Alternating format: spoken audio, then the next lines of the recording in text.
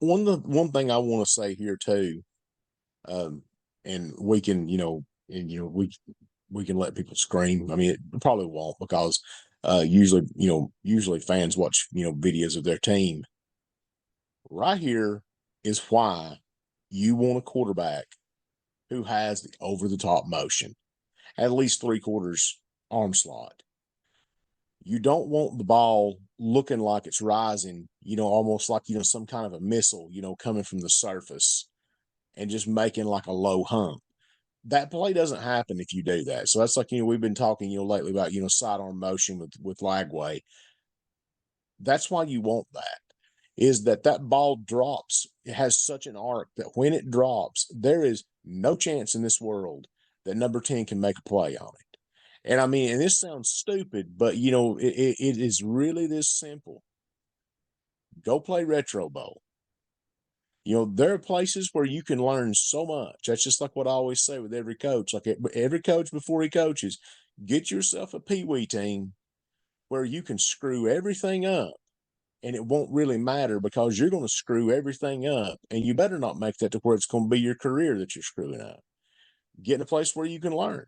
One of the things that you learn, with lots of the kids playing retro bowl, apply that principle here to this game. Apply that principle to your own game.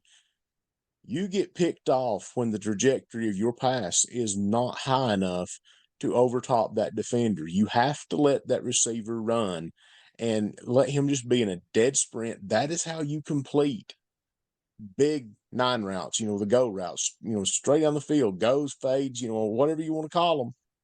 That's how you complete them. Look at where this ball's coming down. And then watch the amount of separation that happens between the defensive back and the wide receiver as this play unfolds. Not a chance. He doesn't even know where the ball is at. And that's why you want that.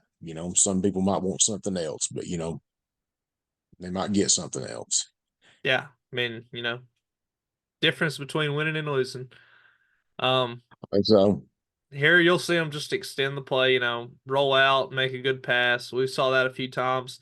And here's that touch again, like you just talked Mm. about, that over the top touch, not that straight kind of motion there. I mean, just right over the top, good touch. And I mean, like, And how are you gonna catch that if you're a DB, or how are you gonna no, touch you're that? not. You're not going to defend it. And I Yeah, think that's really the thing with it is that's why when you hear people harp about that and and they want to say, oh well, you're just, you're not, different people have had different that's just like, I mean, my God, I mean, I remember I had a coach, God love him, he's a good man, who used to always tell us, whenever, we'd be banged up or, whatever it may be, he's like, Jack Youngblood played with a broken leg, and all that business. Well, there's a reason why you tell those stories over and over and over again. It's because they're so dadgum rare. But what ain't rare are great quarterbacks who put high arc on the ball in the end zone and score you 2 touchdowns that allow you to come back and get in this football game and win it. Because, I mean, think about this. You got two teams right here.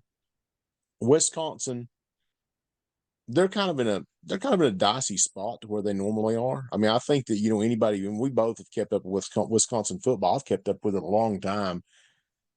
7-5 is not good enough for them. I don't think that there's anybody in Wisconsin, among the fan base and people even nationally who watch them and keep up with them who say that, yeah, Wisconsin's about a 7-win team. Since the Barry Alvarez days, 7 wins is just not good enough. I mean, they need to be competing at the top of the Big Ten. Likewise, the same for LSU. 4 losses, that ain't going to do. That ain't going to do at all.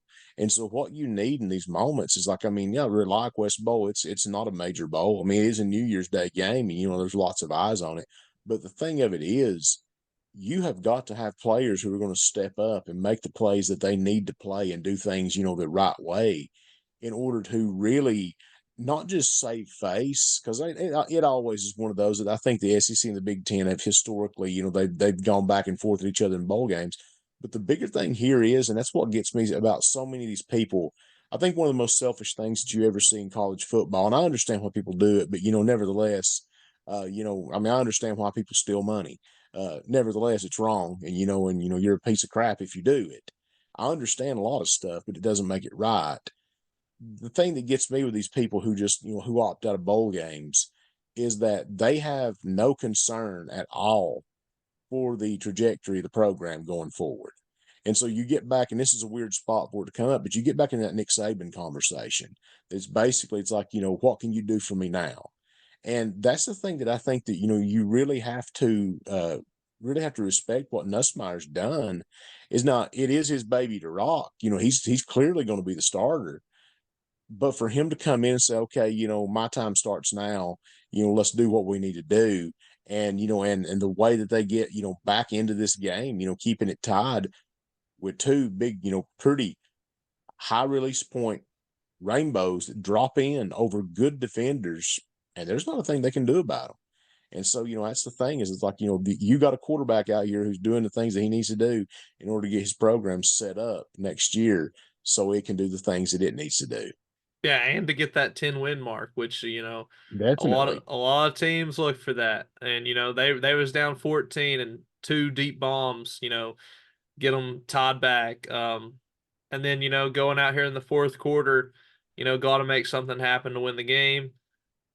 Good little touch throw right there on the sideline. So it's not like it's that hard of a pass, but it's like, there's that guy just settling They're down in taking advantage between of it. four Yeah. guys, find the open guy, go through your reads, who's open.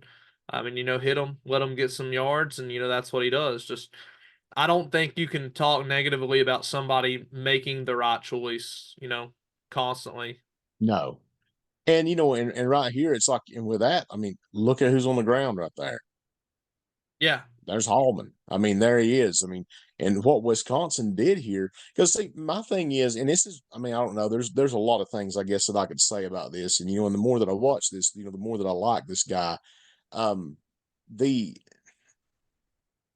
we've seen recently the that that in some like one video, like there's talk about like Tim Tebow did this, and and Vince Young did this, and and every time that I see people's comments, that's why I think it's so interesting too, just to do this. And I mean, I know that we're by no means big time at it, but it's so interesting to get to think about stuff like that.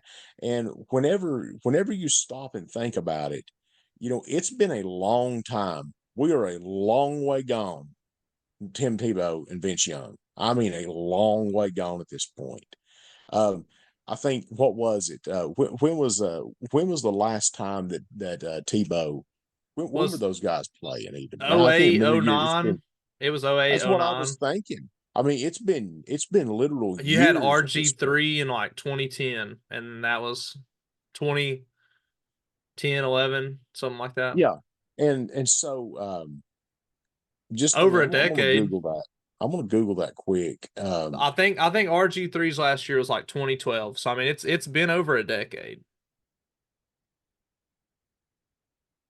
So yeah, '06 through '09 is what it says about Tebow's time at Florida. Yeah, Vince Well, Young was the then early 2000s. that's what I was going to say. Vince Young is even further back than that. Uh, let's see. Vince Young, he was 2005 was whenever he was Heisman Trophy voted. That's a long time ago. I mean, that's 19 years. And so the thing that I think is so interesting about it is just that play right there. This is a green grass game. And regardless of what you think, and I mean, and I'm not sold on it like to this. I mean, I'm not like Mike Leach sold on it. But the thing that I can tell you is that the air raid won. And I don't think anybody, and I mean that could even be something we talk about, in the future. Is I remember, as a kid, when Hal Mummy and all those guys, Mike Leach, all those guys that were around them, came to Kentucky, and it's like, who cares? Who cares about Kentucky? I mean, it was a place where you could go and experiment if you wanted to. And they did something. I mean, they really did something. And then, I mean, you get to looking at what Michael Leach did, Texas Tech, Washington State. And then, I mean, even at Mississippi State, which I don't think was ever quite as good as those other stops. But I think it had things working against it that maybe the others didn't quite. Um, but the thing of it was is that what they did. You always hear people say, "Oh, it's basketball on grass." It's not basketball on grass. It's the stupidest thing ever. I understand what you mean. It's a way of saying something. What they're looking for is the open guy. We will take what you give us. That was the Tom Brady, Bill O'Brien, Belichick, Charlie Weiss, even everybody in that whole New England project. That's what they did. I mean, it was a new version of the dink and dunk. That's what people used to call the old Cowboys offense of Troy Aikman and Emmitt Smith, Michael Irvin, all those guys. And they would nickel and dime you, and the next thing you know, when you came up to stop the nickels and dimes, they'd hit a dollar downfield and it was all over. And they had Emmitt Smith running it, and they could kill clock. I mean, they were a complete team. Well, what ends up happening now is that people will kill you with open grass concepts.